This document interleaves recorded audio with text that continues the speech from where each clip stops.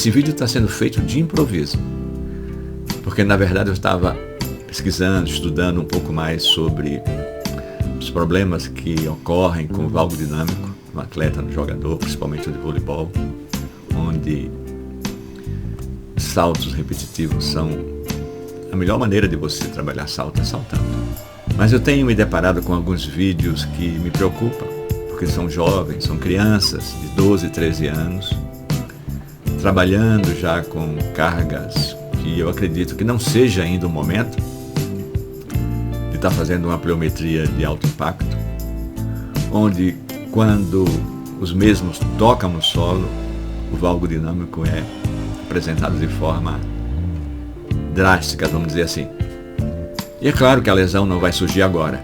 Isso é muito importante. A lesão nunca vem no momento. Às vezes leva anos para acontecer.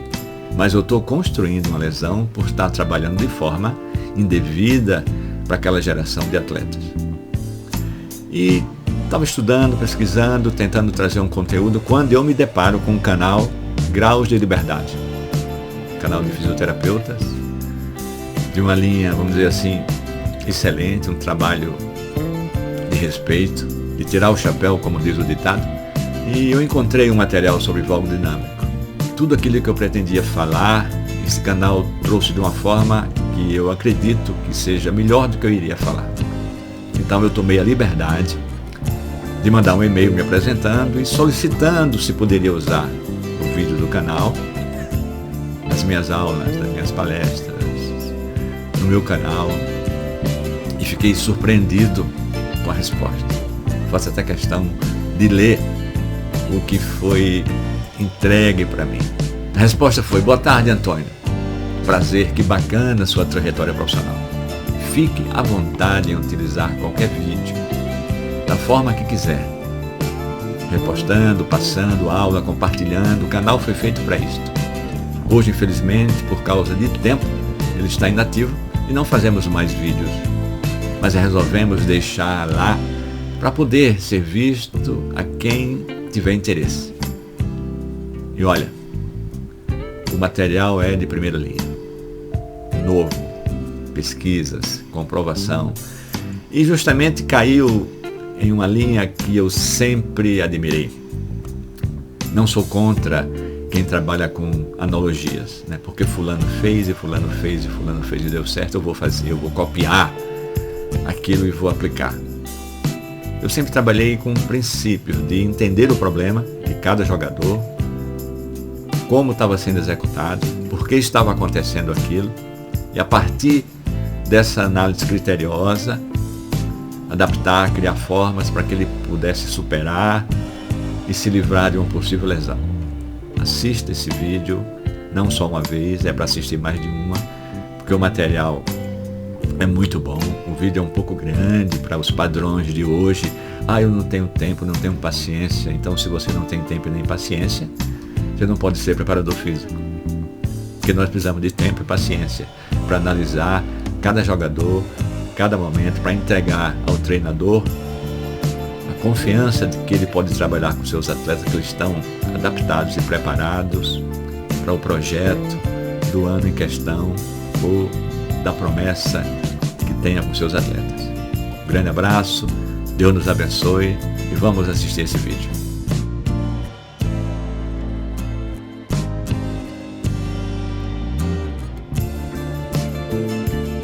Olá, eu sou o Fábio Bessa, sejam bem-vindos ao canal Graus de Liberdade.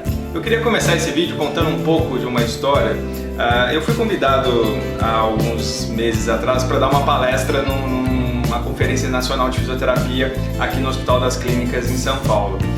E o tema, me convidaram para falar sobre se o valgo dinâmico, aquela alteração que a gente tem quando o joelho se medializa, tem relação com a quantidade de força que o glúteo médio, os abdutores, eles conseguem produzir. Bom, e aí para responder essa pergunta, como eu faço com qualquer palestra, eu dou uma pesquisada no PubMed. Eu entro no banco de dados, começo a buscar os artigos recentes e dou uma peneirada ali para saber do que está se falando sobre o tema, E aí eu vou mostrar para vocês um pouco o que eu achei quando eu pesquisei sobre esse tema. Bom, esse primeiro artigo aqui, ele fala que sim, o glúteo médio, a quantidade de força dele pode ter uma correlação com o valgo dinâmico, mas depende um pouco da tarefa. Às vezes em tarefas unipodais parece fazer mais sentido, tem mais alguns estudos que mostram isso.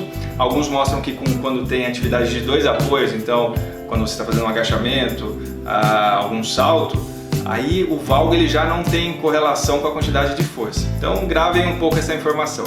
Esse outro aqui ele já fala que não tem correlação, então eles não acharam correlação entre o grau de força do glúteo médio com o valgo dinâmico.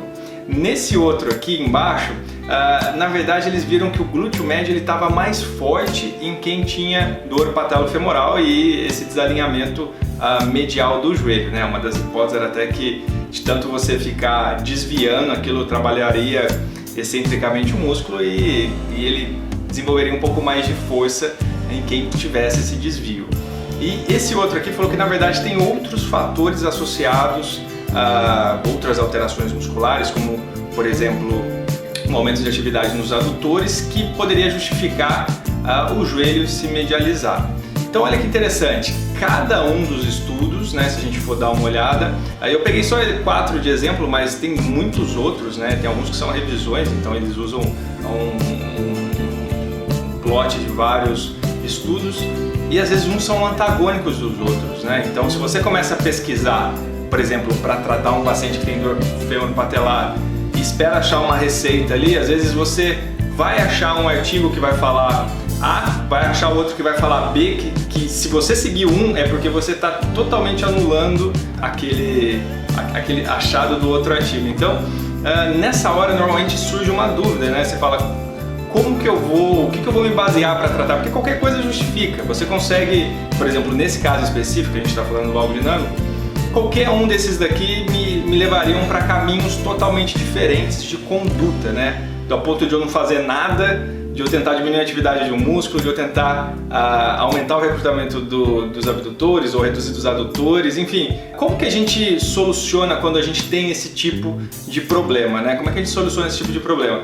Porque é o que eu falei, a gente está dando um exemplo do valgo dinâmico, mas vocês vão ver que isso acontece direto. Vocês começam às vezes a procurar referências, artigos sobre determinadas patologias e às vezes alguns vão entrando em contradição. Um fala uma coisa, outro fala outra. Como é que a gente limpa isso daí? Bom, um dos tópicos dessa conferência era falar sobre inovação, né? Sobre um jeito diferente de pensar, tecnologia na fisioterapia. Então o que eu fiz? Eu busquei como que um dos principais empreendedores que a gente tem nesses últimos anos, ele soluciona problemas.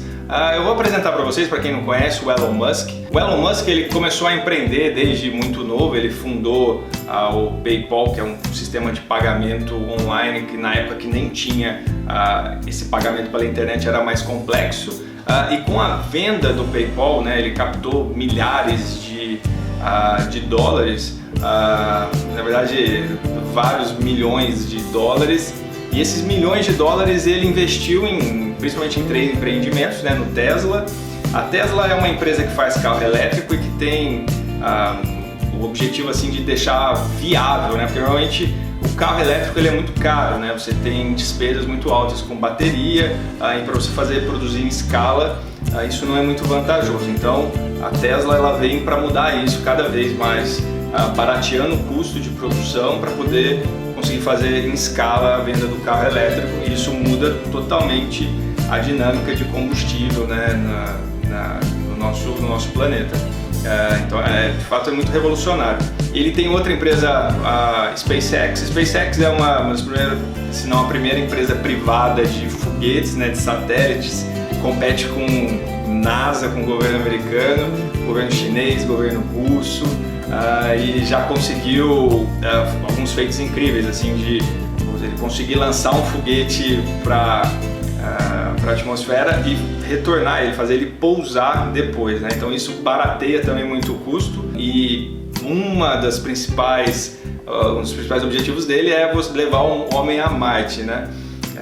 Então ele está nessa corrida espacial aí desse século 21. Tem a Solar City também, que é uma empresa de energia solar, que também a ideia é massificar o o uso de energia solar. Então, como vocês podem ver, assim, dando uma pincelada, ele é um cara muito à frente do nosso tempo. E o Elon Musk mesmo atribui parte dessa vontade de resolver problemas e conseguir resolver de formas diferentes pela maneira que ele pensa sobre os problemas. Então ele tem um jeito diferente de raciocinar quando ele tenta resolver um problema. Então, o que eu fiz? A gente achou um vídeo do Elon Musk, uma entrevista que não tinha tradução, então a gente colocou a tradução para vocês verem. A gente depois vai deixar esse vídeo disponível sozinho para quem quiser só assistir essa entrevista do Elon Musk. É bem curta, a gente pegou um trecho de menos de 2 minutos, então eu queria que vocês assistissem agora, antes da gente continuar sobre o tema do algo dinâmico. And then I think it's also important to reason from first principles rather than by analogy. So the normal way that we conduct our lives is we reason by analogy. We're doing this because it's like something else that was done, or it's like what other people are doing. It's kind of mentally easier to reason by analogy rather than from first principles. But by first principles is kind of a physics way of looking at the world, and what that really means is you kind of boil things down to the most fundamental truths and say, okay, what are we sure is true, or as sure as possible is true, and then reason up from there. That takes a lot more mental energy. Give me an example of that. Like, what's one thing that you've done that on and feels worked for you? Sure. So batteries, they would say, oh, it's going to cost, historically it's cost $600 per kilowatt hour, and so it's not going to be much better than that in the future. And you say, no, okay, well, what are the batteries made of? So first principles, we say, okay, what are the material constituents of the batteries?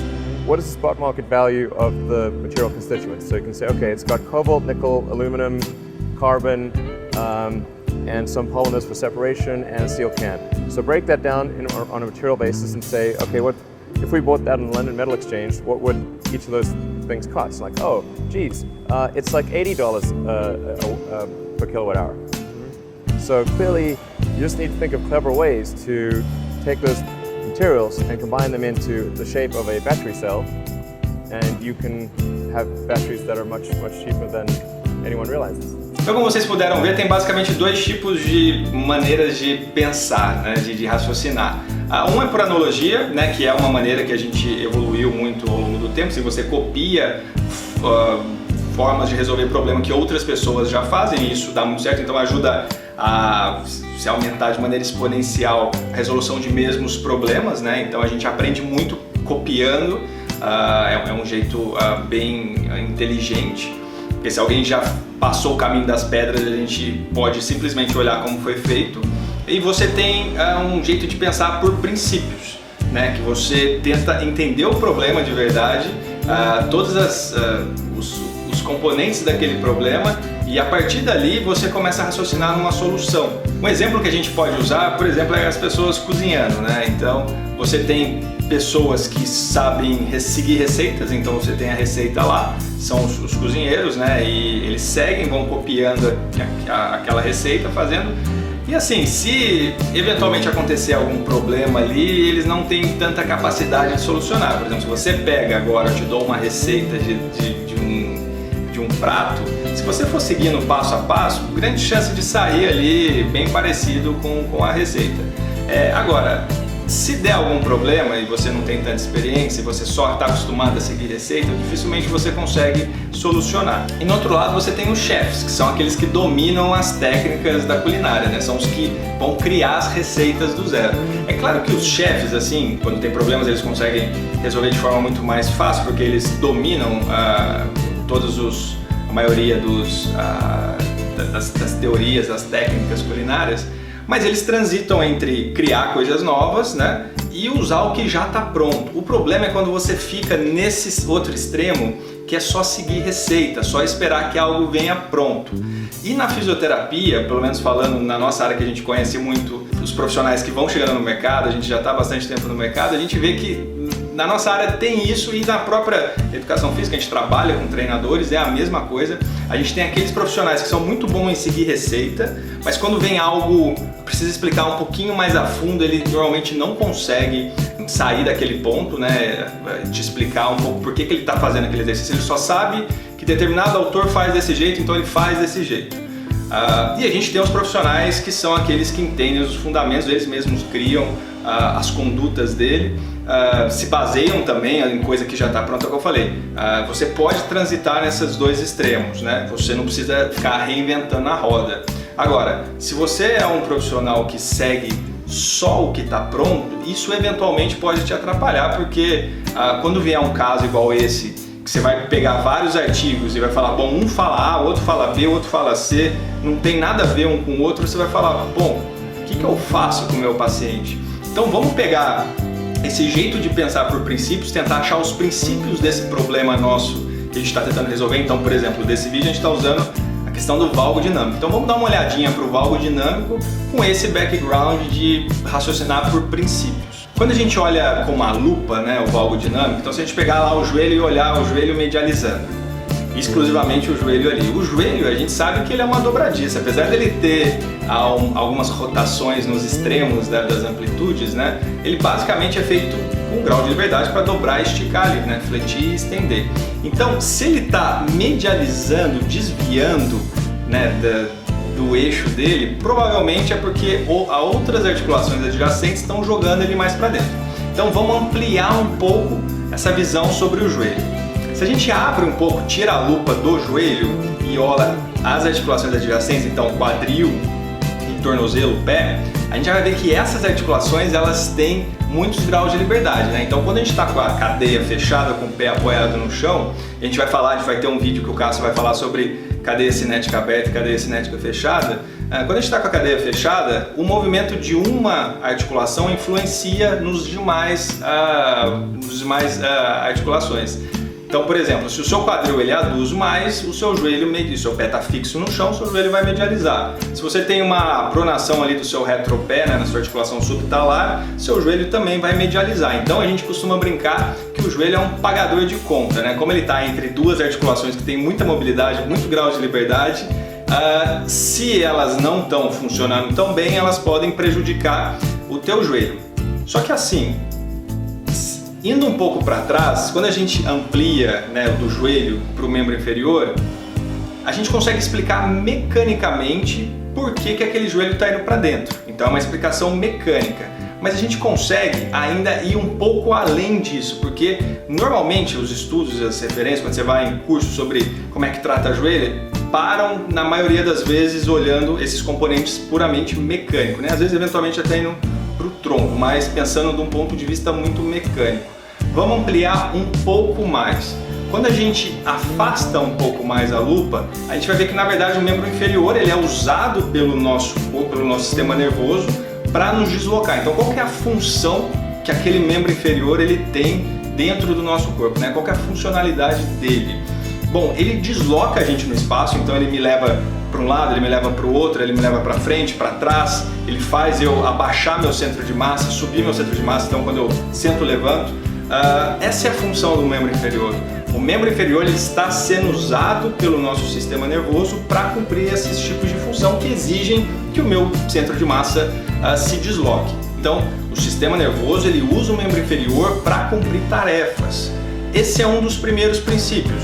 O sistema nervoso, a gente já falou isso no vídeo do Burns, a gente já falou sobre grau de liberdade e redundância, então quem tiver alguma dúvida ainda nesses conceitos, dá uma assistida lá nos vídeos primeiros. Então, primeiro princípio, o sistema nervoso ele está cumprindo tarefas e ele usa o membro inferior para cumprir essas tarefas.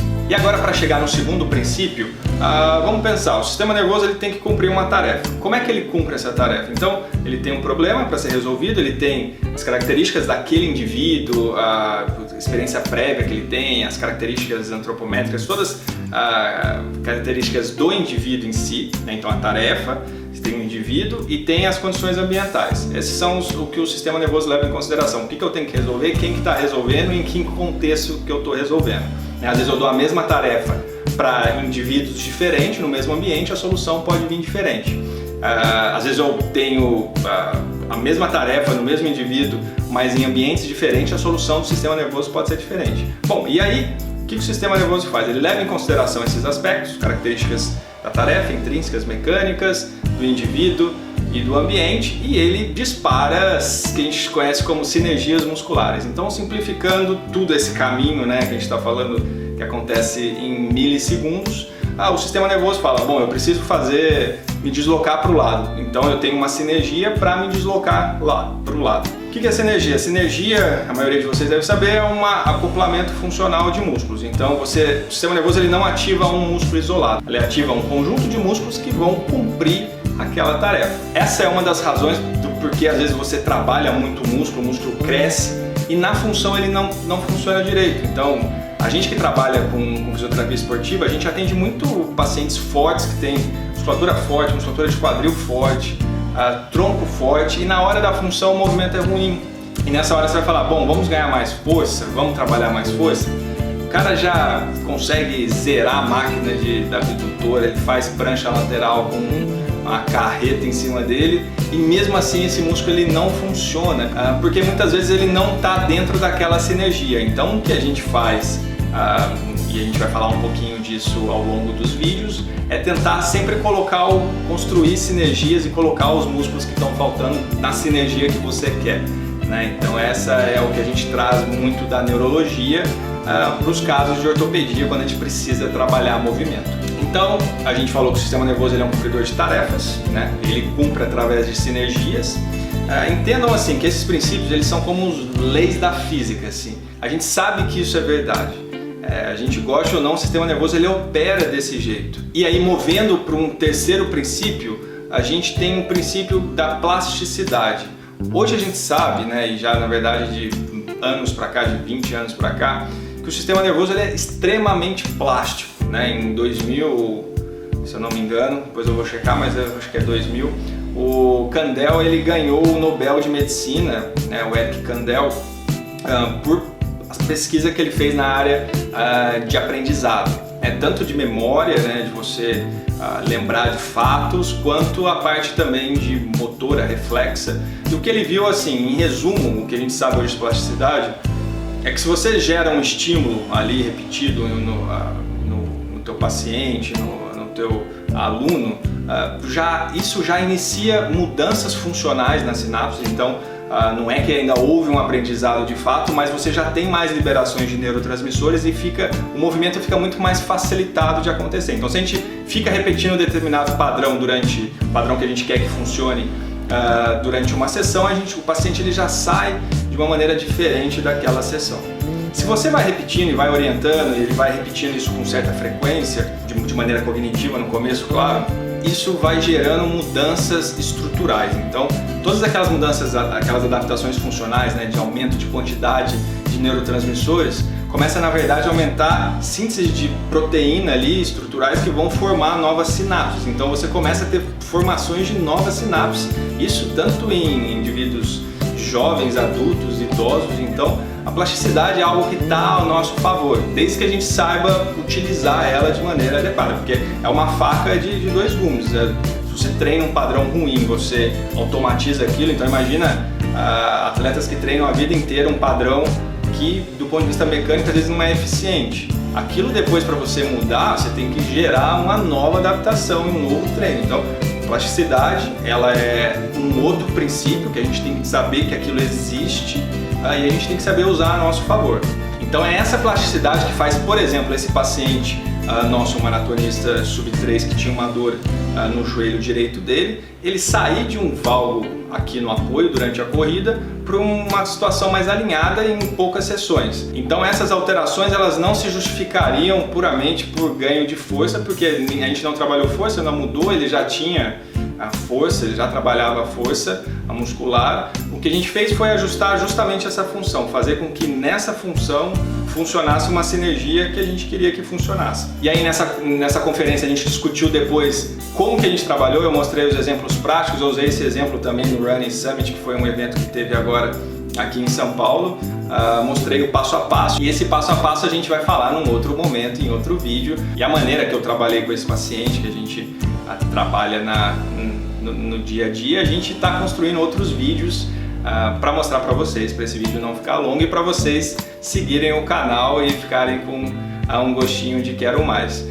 Bom, então em resumo, o que a gente viu aqui? A gente viu que a gente consegue raciocinar sobre princípios. Então quando a gente vê um desvio de movimento, aquele desvio por acaso que a gente está falando chama valgo, poderia chamar qualquer outro nome, mas não deixa de ser um desvio do movimento humano. O que a gente entende sobre o movimento humano? Então o sistema nervoso é um cumpridor de tarefas, ele cumpre essas tarefas através de sinergias musculares, e a gente tem a plasticidade que pode fazer a gente mudar a estratégia, né, que o paciente ele faz, né, aquela sinergia, para cumprir a mesma tarefa. Então você viu que assim, você com esses entendimentos, esses princípios, você consegue entender por que teve aqueles resultados naqueles artigos.